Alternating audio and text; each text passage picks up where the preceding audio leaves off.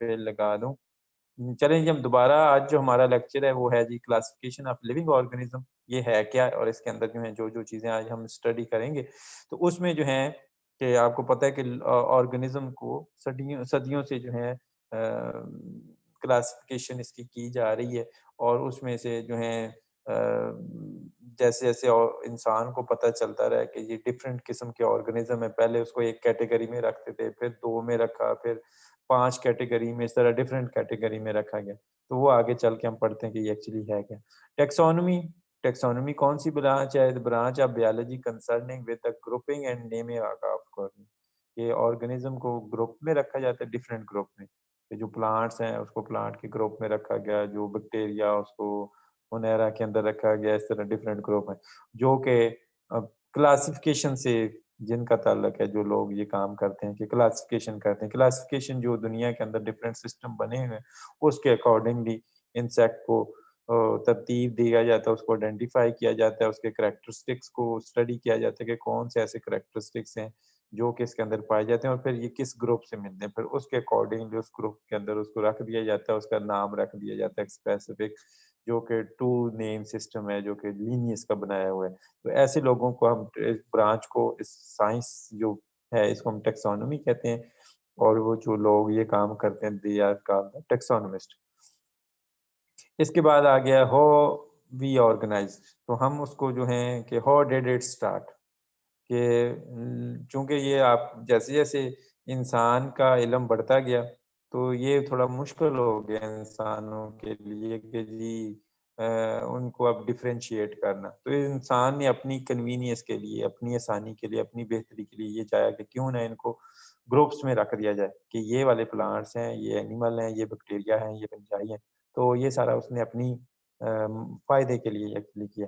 इसके बाद क्या है कि इसको ब्रेक डाउन तो क्यों? कि इंसान को पता चल गया ना उसकी एग्ज़ाम्पल कैसे हैं कि जैसे इंसानों को पता चला कई सारी ऐसी चीज़ें हैं जो कि डेड मटीरियल को खाती हैं, जैसे कि डिकम्पोज़र वग़ैरह। कई सारे जो सेक्सुअली तौर पे रिप्रोड्यूस करते हैं, कुछ सिंगल सेल हैं, कुछ में वाल है, जो है दूसरे ऑर्गेनिज़्म को खाते हैं जैसे कार्निवोर्स, कुछ में न्यूक्लियस होता है, कुछ मल्टीसेलुलर होते हैं। तो ये मुख्तलिफ वजह थी, ये सारी मुख्तलिफ चीज़ें कन्फ्यूज़िंग हो रही थी। तो फिर इन्हीं कैटेगरी को, इन्हीं बातों को बेस बना के उसने फिर डिफरेंट कैटेगरी पे रख दिया। अब वो सिंगल सेलुलर और हैं, मल्टीसेलुलर और हैं, सेल वाले वाले और हैं, सेल मेम्ब्रेन वाले उनको डिफरेंट कैटेगरी में रखा गया इस तरीके से। इसके व्हाई वी क्लासिफाई ठीक है? कि क्लासिफ़ाई हम करते इसलिए हैं कि उनके अंदर रिलेशनशिप देखते हैं के लिए, उनके अंदर सिमिलैरिटी देखने के लिए कि कौन-सी सिमिलैरिटी हैं, तो फिर डेफ़िनेटली जिससे सिमिलर होता है ऑर्गेनिज़्म को उसमें रख दिया जाता है, जिससे थोड़ा डिफरेंट होते हैं उसमें कैटेगरी में नहीं रखते कि जी ये इसके अंदर ये इस क्लास वाले कैरेक्टरिस्टिक्स नहीं है, इसमें इसको नहीं रखना। जिससे मिलते हैं, सिमिलर कैरेक्टर हैं, उसलिए हम उसको रखते हैं। तो जैसे-जैसे ऑर्गेनिज़्म डिस्कवर हो रहे हैं, अभी भी दुनिया में बड़े सारे ऐसे ऑर्गेनिज़्म हैं कि जो अभी डिस्कवर ही नहीं हुए। तो जैसे-जैसे होते जाएँगे, आइंदा भी फ्यूचर में भी ऐसा होगा कि उनको इन्हीं कैटेगरी के अंदर उनकी कैरेक्टरिस्टिक्स, रिज़ेम्बलेंस को देखते हुए वहाँ रखा जाएगा। अब क्या है कि इसको एक स्टैंडर्ड मेथड है, जो हर स्पीशी को एक जो नाम दिया जाता है, उसके लिए एक स्टैंडर्ड मेथड है, जो कि लिनियस का बनाया हुआ है और सदियों से वही चलता आ रहा है और उसी में उससे काफ़ी कन्फ्यूज़न कम हो गई। जो साइंटिफिक नेम जो है ना, ये मैंने आपको बता दिया कि ये लीनियस का ही बनाया हुआ है। लीनियस का क्या है कि इसके अंदर 2 नेम बेस्ड क्लासिफिकेशन सिस्टम है। यानी कि जो स्पीशी को नाम दिया जाता है, पहला जीनस का और उसके बाद स्पीशी का। और ये जो लेवल है, इसको हम 7 लेवल क्लासिफिकेशन टैक्सा कहते हैं। यानी कि ऊपर डोमेन से शुरू होते हैं। ये देखें जी सबसे ऊपर डोमेन का लेवल आता है, ये मैंने शुरू में भी आपको बताया था जो पहला लेक्चर था। सबसे बड़ा डोमेन, डोमेन के बाद किंगडम, किंगडम के बाद फाइलम, फाइलम के पास क्लास, ऑर्डर, फिर फैमिली, फिर जीनस और इन लास्ट 2 नामों को मिला के एक साइंटिफिक नेम दिया जाता है। तो ये इसको याद रखने के लिए इन्होंने कई सारे बनाए हुए हैं। अ, जैसे जो हैं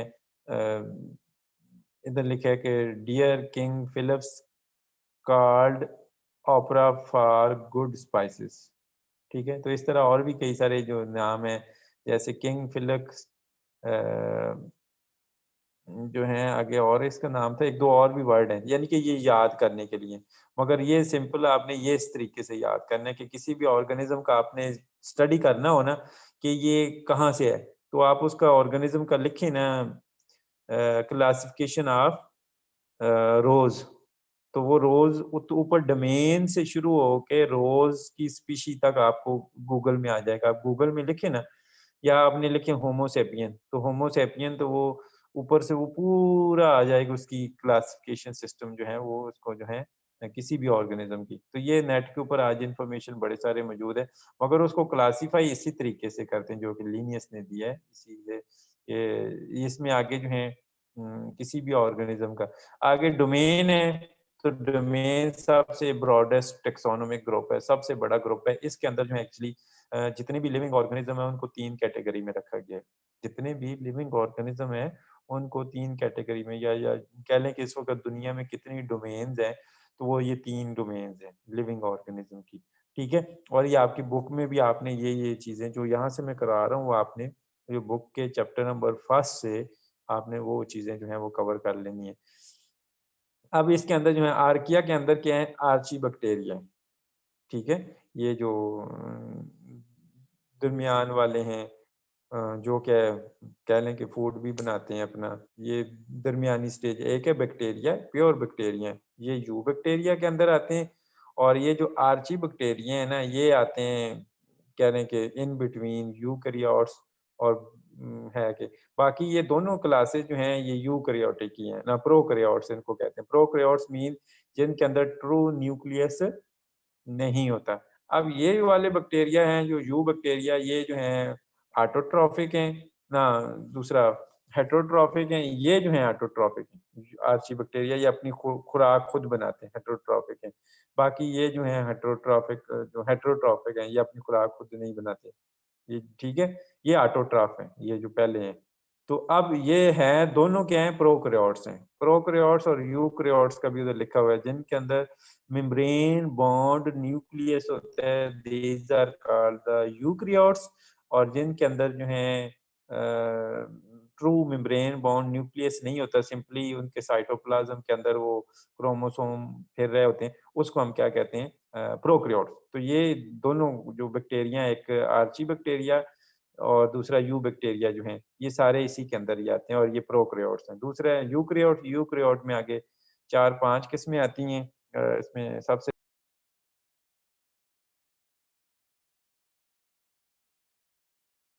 के अंदर जो है सबसे बड़ी सिंपलेस्ट जो ऑर्गेनिज्म है वो प्रोटिस्ट हैं और उसके बाद फंजाई हैं और उसके बाद प्लांट्स हैं और एनिमल, ये 4 ग्रुप्स हैं और ये जैसे-जैसे ऊपर की तरफ जाते जाएँ ये कॉम्प्लेक्स होते जाते हैं, ठीक है? इसके अलावा जो है हाउ डज़ इट वर्क? तो इस वक़्त किंगडम कितनी है? टोटल 6 किंगडम है और कौन-सा सिस्टम चल रहा है इस वक़्त जो सबसे लेटेस्ट सिस्टम है? पहले 2 क्लासिफिकेशन सिस्टम वाला भी आया, 5 वाला भी आया, 6 वाला आया और वो 6 वाला जो रॉबर्ट एच विटेकर का सिस्टम जो है ये सबसे लेटेस्ट है 1972 के अंदर समथिंग आया है और वही चल रहा है।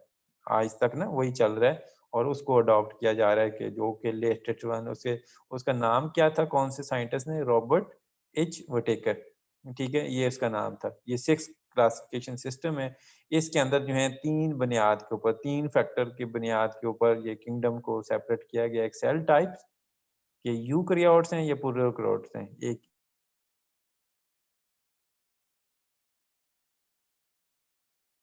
दूसरी जो किस्म है वो सेल नंबर की बुनियाद पे। इसके यूनिसेलुलर हैं या मल्टीसेलुलर हैं ऑर्गेनिज्म, ठीक है? और तीसरी फीडिंग टाइप के वो ऑर्गेनिज्म ऑटोट्रॉफ है, अपनी खुराक खुद बनाता है या हेटेरोट्रॉफ है, दूसरों के ऊपर फीड करता है, दूसरी चीज़ों के ऊपर फीड करता है। तो ये 3 कैटेगरी थी, यानी कि 3 क्राइटेरिया थे किसी भी ये जो किंगडम बनाने के पीछे, जिनके बुनियाद पे ऑर्गेनिज़्म को किंगडम में रखा गया ना, उसके पीछे 3 कानून को फ़ॉलो किया गया, 3 रूल को। ऑटोट्रॉफ, ना प्रोकैरियोट्स जिनके अंदर मेम्ब्रेन बॉन्ड न्यूक्लियस नहीं है, यूकैरियोट जिनके अंदर ट्रू मेम्ब्रेन बॉन्ड न्यूक्लियस है। दूसरा सेल नंबर यूनिसेलुलर या मल्टीसेलुलर, तीसरा फीडिंग टाइप्स, ये 3 दिखे इन 3 कैटेगरी के बुनियाद पे किया गया। इसके बाद सेल टाइप होती है कि किसी में जो है जो मैंने यही न्यूक्लियस का बता दिया कि न्यूक्लियस है या नहीं है। एक्चुअली ये देखें ना, ये प्रोकैरियोट्स हैं, इनके अंदर ट्रू मेम्ब्रेन बॉन्ड न्यूक्लियस नहीं है, ये साइटोप्लाज्म ये आपको नज़र आ रहा है, ये क्रोमोसोम वैसे ही ओपन ही है। अब इसके अंदर ये देखें, ये पूरा न्यूक्लियस है मेम्ब्रेन बॉन्ड, ये मेम्ब्रेन के अंदर वो होते हैं, ठीक है? ये एक सिस्टम है। दूसरा जो है प्रोकैरियोट्स, ये बैक्टीरिया कौन से हैं? इनके अंदर जो है ट्रू मेम्ब्रेन बॉन्ड न्यूक्लियस नहीं होता, इसलिए इनको यूबैक्टीरिया में रखा है। ये यूकैरियोटिक है, प्रोकैरियोटिक है सॉरी, और बैक्टीरिया यूनिसेलुलर होते हैं, ठीक है? और इसके अंदर जो है सेल वॉल भी होती है। मगर इसके अंदर जो चीज़ नहीं होती वो क्या है? न्यूक्लियस नहीं होता। इसके बाद है ये इसका स्ट्रक्चर बैक्टीरिया का देखा है, ये देखें ये क्रोमोसोम जो है डीएनए ओपन ही है, किसी मेम्ब्रेन के अंदर नहीं है। आगे आगे यूकैरियोट जिनके अंदर जो है मेम्ब्रेन जो है होती है और न्यूक्लियस मेम्ब्रेन बॉन्ड है, यानी कि एक न्यूक्लियस है और एक मेम्ब्रेन के अंदर वो क्रोमोसोम होते हैं। ये इसके अंदर और दूसरे ऑर्गेनेलिज़ भी होते हैं, मगर ये भी होते हैं। तो ये इसका स्ट्रक्चर है, ये देखिए, ये डीएनए जो है एक मेम्ब्रेन बॉन्ड हम ऑर्गेनेलिज़ के अंदर है। इसके अलावा दूसरा क्राइटेरिया था सेल नंबर, कि जितने भी ये देखें प्रोटोज़ोआ हैं, बैक्टीरिया हैं, एल्गी हैं, ये सारे यूनिसेलुलर हैं, ठीक है?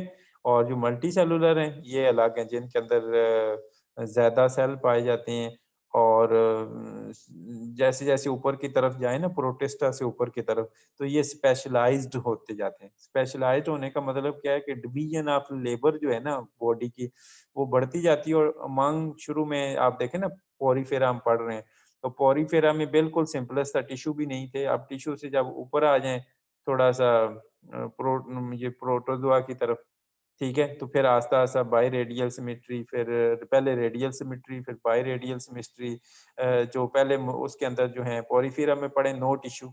अब अगले जो आप सिनिडेरिया और पिछले 2 आपने जो फाइलम पढ़े उनके अंदर टिश्यू भी डेवलप हो गए हैं। अब वो जैसे प्लेटीहेल्मिन्थेस में जाएँगे थोड़ा और स्पेशलाइज़्ड होते जाएँगे। तो जैसे-जैसे हम ऊपर जाते जाएँगे वो सेल ज़्यादा से ज़्यादा स्पेशलाइज़्ड होते जाते हैं। तीसरा क्राइटेरिया यूनिसेलुलर, मल्टीसेलुलर, जैसे बैक्टीरिया ये यूनिसेलुलर थे और ये आगे दूसरे जो हैं मल्टीसेलुलर हैं।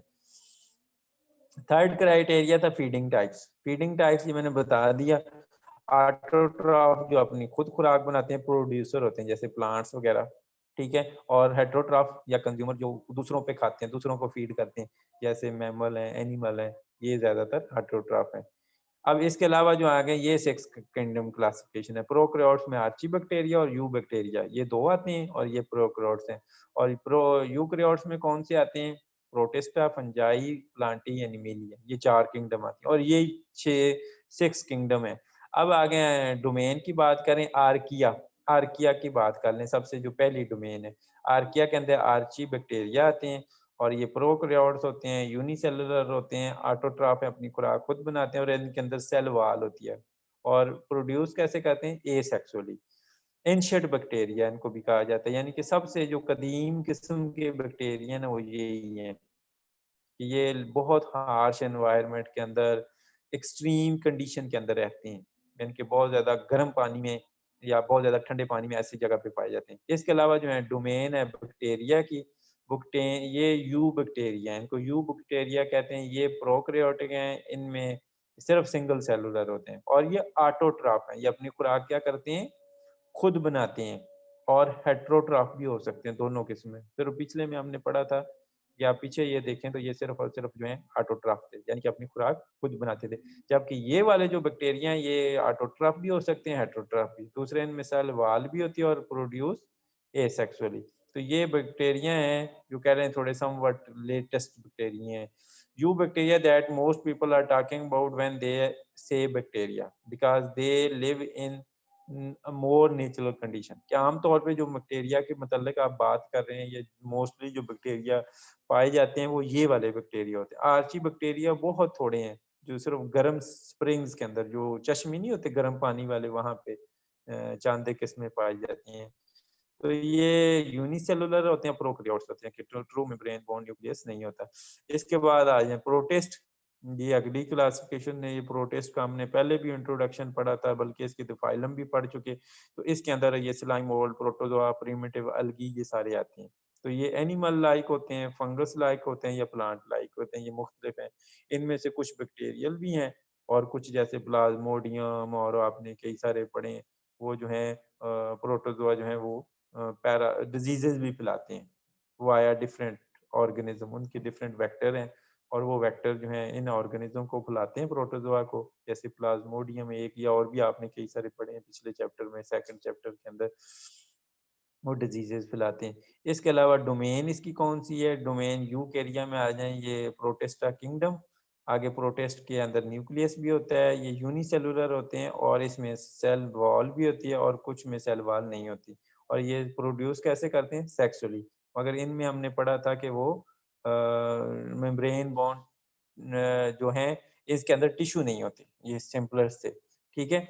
इसके बाद आ जाएँ जी प्रोटेस्टा की न्यूट्रिशन जो है तो ये अब्ज़ॉर्ब करते हैं या ऑटोट्रॉफ भी हो सकते हैं किसी हद तक, कुछ इनमें से खुराक भी बनाते हैं और कुछ हेटेरोट्रॉफ हैं जो खुराक नहीं बनाते। फंगडम फंजाई किंगडम के अंदर आ जाएँ, तो ये किंगडम जो है इसके अंदर जो मोस्ट इम्पोर्टेंट ऑर्गेनिज़्म है और ये आपको पता है कि जहाँ पे मॉइस्ट प्लेस होती है वहाँ पे ग्रो कर जाती हैं डेड ऑर्गेनिक मटीरियल पे किसी भी। जहाँ भी इन्हें खुराक मिलेगी आपकी रोटी के ऊपर भी आप उसको अगर मॉइस्ट होगी वो जैसे रोटी के ऊपर वो उल्ली-सी लग जाती है, उल्ली एक्चुअली फंजाई ही होती है। तो इसका लाइफ साइकिल है या कोई भी ऐसी चीज़ इसे मिलेगी और साथ में ह्यूमिडिटी मिलेगी तो ये ग्रो कर जाती है।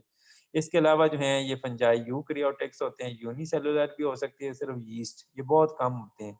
इसके अलावा मल्टी सेलुलर यीस्ट कौन-सी होती है? ये जो आप नान बनाने में, पिज़्ज़ा बनाने में यूज़ करते हैं ना यीस्ट, ये वो वाली यीस्ट ही है। इसके अलावा मल्टी सेलुलर जैसे ये मशरूम और ये बड़ी सारी चीज़ें जो हैं ज़्यादा भी होती हैं। ये यूनिसेलुलर भी हो सकती है, मल्टी सेलुलर और इसके अंदर सेल वॉल होती है और ये सेक्सुअली रिप्रोड्यूस करते हैं। ये बातें आपने सारी पढ़ी हुई हैं, आपसे नहीं पढ़ रहे। तो फंजाई इसमें से बेनिफिशियल भी हैं। बेनिफिशियल हैं जैसे जैसे ये यीस्ट है आप पिज़्ज़ा बनाने में, नान बनाने में यूज़ करते हैं। कई एंटी बैक्टीरियल का काम करती हैं, ठीक है? और कई सारी बीमारियाँ भी फैलाती हैं, जैसे ये एथलीट फुट, ये पैरों में की बीमारी है, ये भी फंगस की वजह से होती है। इसके अलावा रिंगवर्म ये देखें या बीमारी और कई सारी हो सकती है। पौधों की बड़ी सारी बीमारियाँ, जानवरों की बड़ी सारी बीमारियाँ जो कि फंगस की वजह से होती हैं और पेनिसिलियम ये फ़ायदेमंद है, ये ठीक है ना? तो ये कई सारी चीज़ें ऐसी हैं। न्यूट्रिशन ये हेटेरोट्रॉफ होती हैं, अपनी खुराक नहीं बनाती, दूसरों के ऊपर फ़ीड करते हैं। कुछ होती हैं सैप्रोफाइटिक, 2 किस्में होती हैं। सैप्रोफाइटिक मीन के कुछ डेड ऑर्गेनिक मटीरियल के ऊपर, जैसे ये फंगस वगैरह ग्रो करते हैं ना, ये डेड मटीरियल के ऊपर और कुछ पैरासाइट हैं। पैरासाइट मीन के अपने होस्ट को किल करती हैं, जैसे इंसेक्ट को भी मारती हैं कई सारी ना। इसके अलावा किंगडम प्लांटी, ये मल्टी सेलुलर हैं और यूकेरियोटिक हैं, सेल वॉल भी होती है और ऑटोट्रॉफ हैं, अपनी खुराक खुद बनाते हैं। ये सेक्सुअली और एसेक्सुअली दोनों करते हैं क्योंकि इनके अंदर अल्टरनेशन ऑफ जनरेशन वो पाई जाती है। किंगडम एनिमेलिया, एनिमेलिया के अंदर मल्टी सेलुलर हैं, हेटेरोट्रॉफ हैं, सेक्सुअली रिप्रोड्यूस करते हैं और capable of movement at some of their life, कि ये मूव भी कर सकते हैं। ठीक है? तो ये आज का हमारा लेक्चर था। ये थोड़ा-सा और ये जो चीज़ें यहाँ से पढ़ी आप बुक से भी पढ़ सकते हैं, यहाँ से भी पढ़ सकते हैं, मगर ये है कि कोशिश करें कि बुक को फ़ॉलो करें और बुक से पहला चैप्टर इंशाल्लाह हमने अब उसी को नेक्स्ट वीक के अंदर रिवाइज़ करके और वही जो हैं पहले 3 चैप्टर आपके मिड में शामिल हैं, ठीक है? तो मिड का आज हमने आपको वैसे डिसाइड किया है कि जैसे ही आप आएँगे कैंपस में अगले महीने तक, जैसे ही दिसंबर के स्टार्ट में, तो इंशाल्लाह आपके आते ही मिड हो जाएँगे और मिड वो क्लास में ही होंगे, साथ-साथ क्लासेस भी हो जाएँगी और उसी क्लास में हर टीचर अपनी क्लास में एक दिन एक ले लेगा, कोई दूसरा ले लेगा, इस तरीके से इंशाल्लाह जो है आपके मिड भी हो जाएँगे। तो यहाँ तक कोई बात है तो वो आप